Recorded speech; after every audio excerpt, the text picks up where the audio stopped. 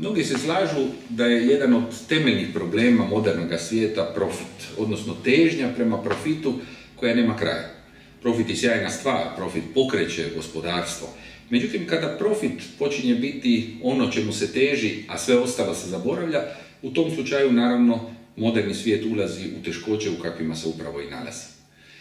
Onaj tko se odrekne dijela profita, bilo na razini individualnoj, kolektivnoj ili tvrtke za koju radi, taj zapravo mora doživjeti ne samo da ga se ohrabruje, nego da ga se i potiče.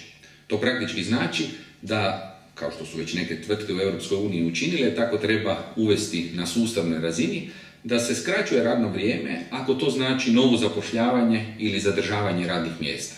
To znači da netko tko investira, zahvaljujući tome što se odrekao dijela profita u kulturu, u znanost, u obrazovanje, taj bi zapravo trebao na razini Europske unije uživati povlastice.